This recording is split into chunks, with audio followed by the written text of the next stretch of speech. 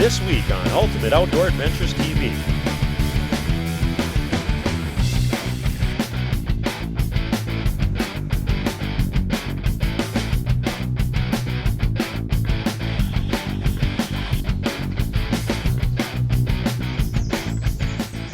Well, for the past 2 years, we've been going up to Saskatchewan with Dean Sleva of Spirit Creek Outfitters, and we haven't killed a bear.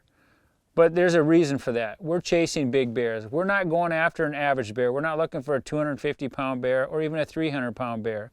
We're going after 400 to 500-pound boars. And that's the difference. When you're hunting an animal like that, it's like chasing a 180-inch whitetail. It does not happen very often. And on this first segment, you're going to see Shelby and I when we're going after one of the biggest bears I've ever seen. But you know how it goes. When you chase big animals, you got to be prepared to come home with tag soup. And that's what happened to us this first year.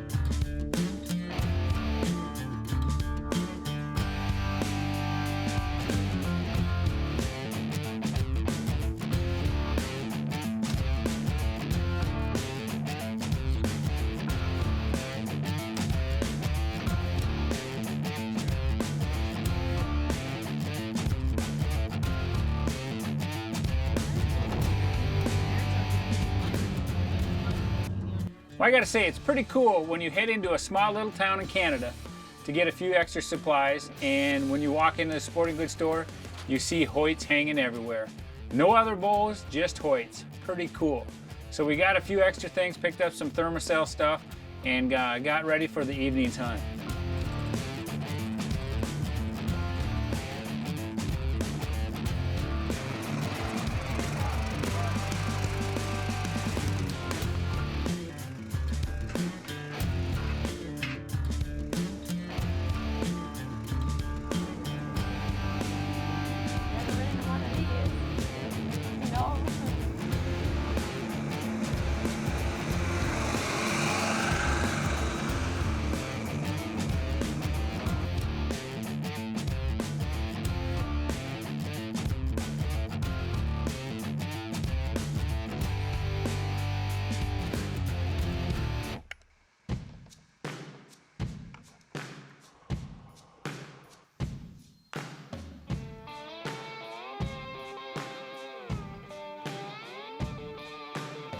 Well, on our first evening hunt, it was pretty slow, but it was probably about an hour before sunset. We had this beautiful bear come in. Now, on trail cameras, we thought there was a boar that had the blaze front, but ended up being a sow. And it took me a while with zooming in on the camera before I finally noticed that she had teats underneath her, and it was a sow. And I'm telling you, it was pretty tough for Shelby not to shoot this bear because she was absolutely gorgeous.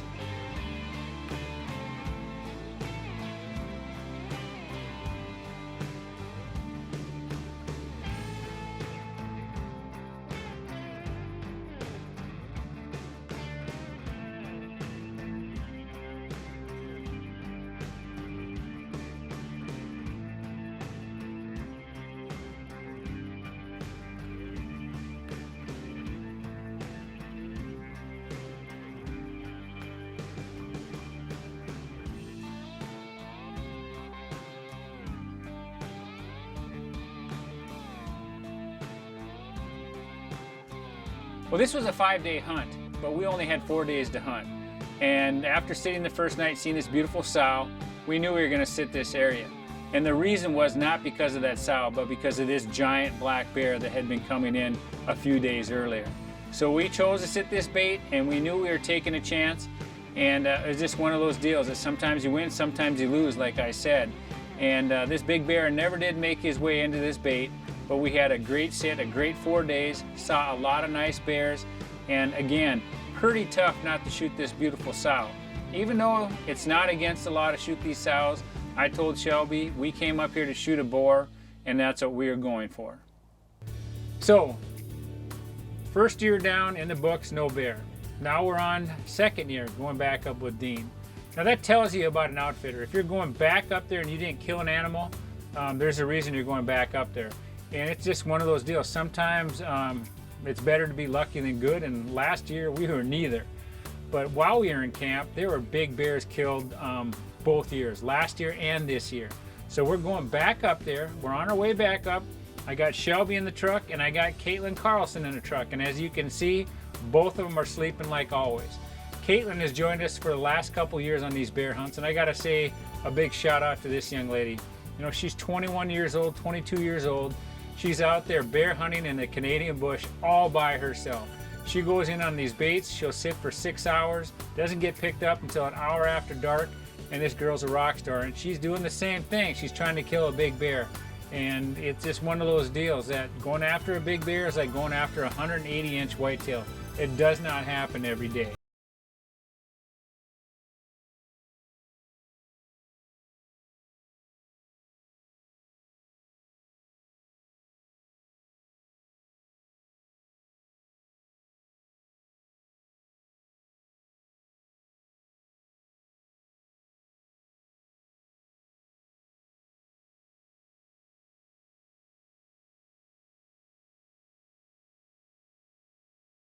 One of the things I love about bear hunting is the fact that all the work that goes into it. If you want to kill a big bear, you got to put your time in the stand, but you got to do a good job of baiting. So when these guys showed me what they were using for bait, I asked if I could help. And sure enough, they let me do that. So we spent the day putting things together, getting out and setting up baits, which I love to do, and hopefully it's going to pay off for us at the end.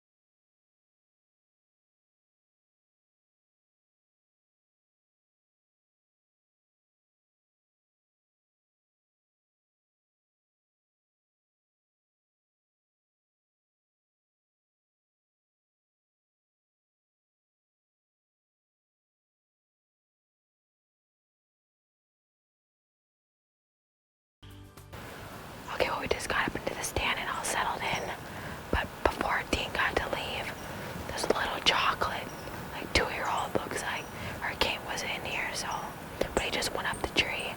Either he's afraid of his own shadow, or he smelled something coming, so we're just kind of hanging tight on our toes a little bit. But, like I said earlier, it was a rainy, kind of a rainy day, off and on. Windy, so we're just kind of hanging tight. Hopefully the rain stays out, but we'll see.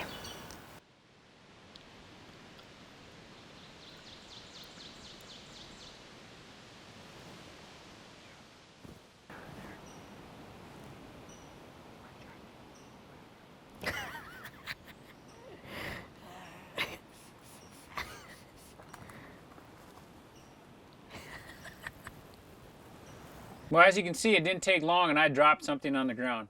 And that little bear kept coming to it.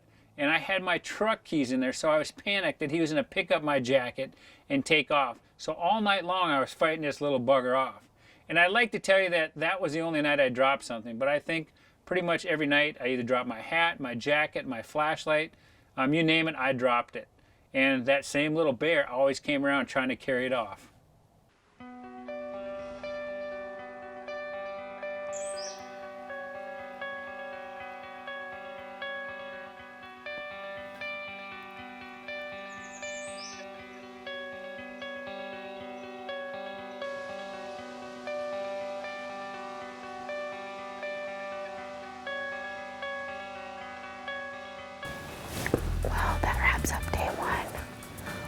same little group of butterballs in here all day. So, up. But, I mean, it was nice to have some action, so. But tomorrow, I'm not sure where we're gonna sit. We'll probably come back here. Not quite sure. We're gonna check cameras. But overall, it was a pretty good first day. I mean, we saw a bear, so at least we're seeing some. All right, well, it's day number 2. We're sitting at the same bait. Funny thing is, we came in here and my cushion was no longer a cushion. It's all ripped up below us. My dad's cushion was gone. Good thing he had an extra one because he's kind of an old man, but the bait was moved around pretty good, and there's a big pile of feces over there too, so that could be a good sign. The 3 bears that we had in here yesterday weren't in here, so that could be a good sign because they hung out all day, kind of were pretty comfortable. So it's about 3:45, 3:30. So we're just gonna hang tight and see what the evening has to offer.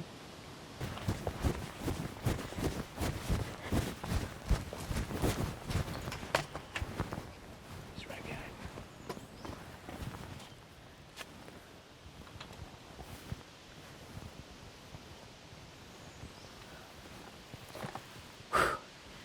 Made it. It wasn't graceful, but I made it. Well, I ran down and grabbed the camera here.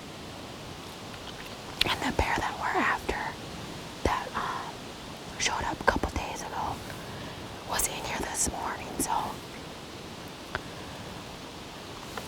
this covert camera takes videos. So we're watching a video of him and he's a tank. He's wider than the barrel. So if he doesn't come in this evening, we're probably gonna getting up early and gonna come sit all morning, because that seems to be when he's coming in. He came in 2 days ago around 11:30.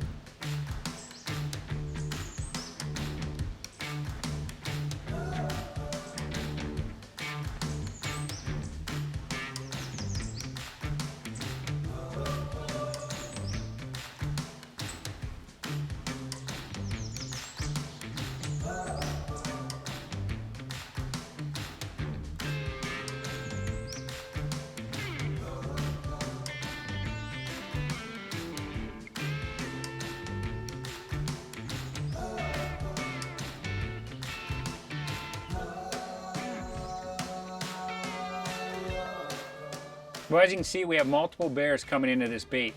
And one of the things about bear hunting is you sometimes kind of fall asleep or just kind of don't pay attention, because it's the same bears going into the bait and going out of the bait. They come back and go out.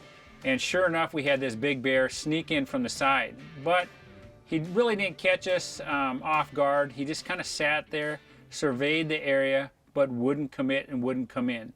For a little bit, I thought he was going to come in, but he decided to turn and walk out. He stood outside where we could see him kind of hovering around, but never committed. So it was our first chance, or our first encounter with a beautiful big bear.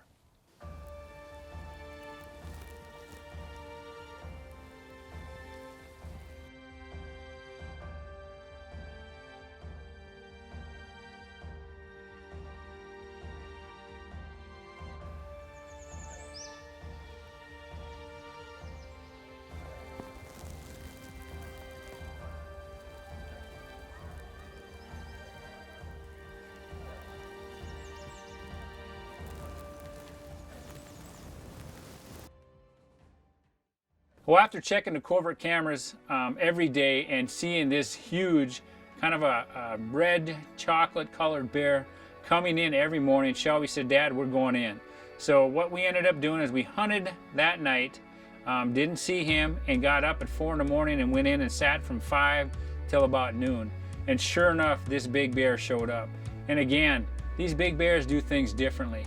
The sow was on the bait, and this bear came out of nowhere. He snuck in on us, didn't come in on one of the normal trails, and he was there for about 30 seconds. And you know, it was one of those deals, I think he was committed, but of course, what happens? Well, the sow chases him off. And again, we watched this bear hover around in the background for about 30 minutes, but never came back to us.